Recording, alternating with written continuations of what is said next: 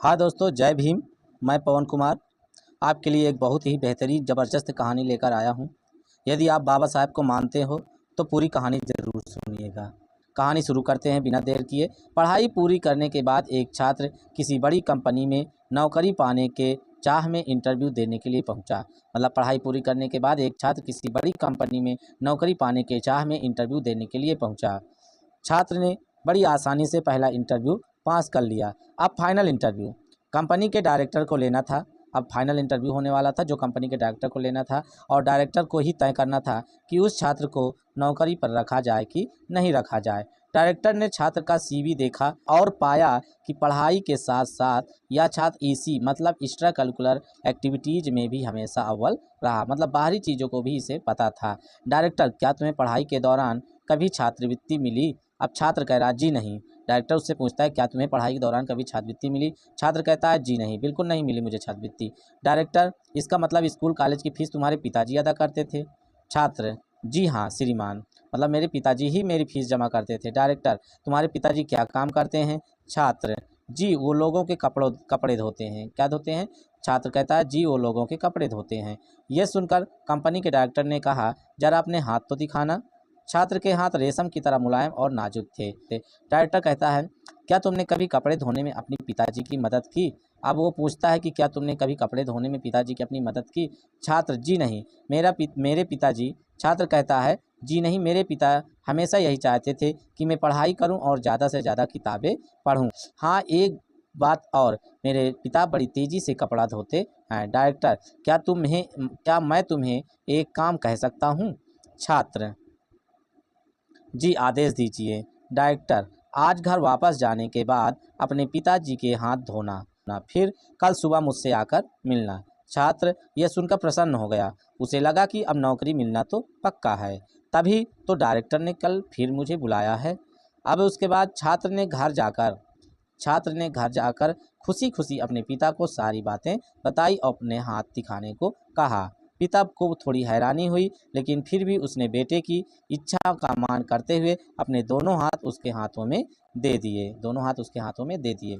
छात्र ने पिता के हाथों को धीरे धीरे धोना शुरू किया। कुछ देर में ही हाथ धोने के साथ ही उसकी आंखों में आंसू भी झरझर बहने लगे। पिता के हाथ रेगमाल मतलब इमरली पेपर की तरह सख्त और जगह जगह से कटे हुए थे। एक बहुत ही रद्दी कागज की तरह उनके हाथ बिल्कुल से दिखाई दे रहे थे। यहाँ तक कि जब भी वह कटे के निशानों पर पानी डालता, चुभन का एहसास होता। पिता के चेहरे पर साफ झलक जाता था। छात्र को जिंदगी में पहली बार एहसास हुआ। अब वो जो छात्र अपने पिताजी का हाथ धुल रहा था, छात्र को जिंदगी में पहली बार एहसास हुआ कि वही हाथ है जो रोज लोगों के कपड़े को धोकर उसके लिए अच्छे खाने, कपड़ों और स्कूल की फीस का इंतजाम करते थे। पिता के हाथ का हर छाला सबूत था उसके एकेडमिक कैरियर की एक एक कामयाबी का।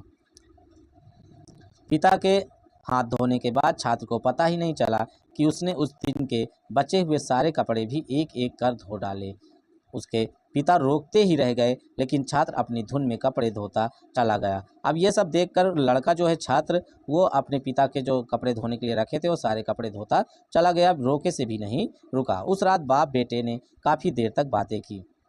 अगली सुबह छात्र फिर नौकरी के लिए कंपनी के डायरेक्टर के ऑफिस में पहुंचा। डायरेक्टर का सामना करते हुए छात्र की आंखें गीली थी। डायरेक्टर कहता है, तो फिर कैसा रहा कल घर पर? क्या तुम अपना अनुभव मेरे साथ शेयर करना पसंद करोगे? छात्र, जी हाँ श्रीमान, कल मैंने ज़िंदगी का एक वास्तविक अनुभव सीखा। अब वो कह रहा है, श्रीमान कल मैंने ज़िंदगी का एक वास्तविक अनुभव सीखा। नंबर 1, मैंने सीखा कि सराहना क्या होती है। नंबर 1, मैंने सीखा कि सराहना क्या होती है। मेरे पिता ना होते तो मैं पढ़ाई में इतनी आगे नहीं आ सकता था। नंबर 2, पिता की मदद करने से मुझे पता चला कि किसी काम को करना कितना सख्त और मुश्किल होता है। मतलब जब मैंने पिता की मदद की तो मुझे पता चला कि किसी काम को करना कितना सख्त और मुश्किल होता है। नंबर 3, मैंने रिश्तों की अहमियत पहली बार इतनी शिद्दत के साथ महसूस की। मैंने रिश्तों को समझा और उसको महसूस किया बड़ी ही बढ़िया तरीके से। डायरेक्टर, यही सब है जो मैं अपने मैनेजर में देखना चाहता हूँ। अब डायरेक्टर उस छात्र से कहता है कि यही सब है जो मैं अपने मैनेजर में देखना चाहता हूँ। मैं यह नौकरी केवल उसे देना चाहता हूँ जो दूसरों की मदद की कद्र करे। ऐसा व्यक्ति जो काम किए जाने के दौरान दूसरों की तकलीफ भी महसूस करे। ऐसा शख्स जिसने सिर्फ पैसे को ही जीवन का ध्येय न बना रखा हो। बधाई हो, तुम इस नौकरी के पूरे हकदार हो। आप अपने बच्चों को बड़ा मकान दें, बढ़िया खाना दें, बड़ा टीवी, मोबाइल, कंप्यूटर सब कुछ दें, लेकिन साथ ही अपने बच्चों को ये अनुभव भी हासिल करने दें कि उन्हें पता चले कि घास काटते हुए कैसा लगता है। उन्हें भी अपने हाथों से ये काम करने दें। खाने के बाद कभी बर्तनों को धोने का अनुभव भी अपने साथ घर के सब बच्चों को मिलकर करने दें। ऐसा इसलिए नहीं कि आप मेड पर पैसा खर्च नहीं कर सकते, मतलब कि आप कुछ भी काम करने के लिए पैसा नहीं खर्च कर सकते, कर सकते हैं, आपके पास है, लेकिन इसलिए नहीं, बल्कि इसलिए कि आप अपने बच्चों से सही प्यार करते हैं।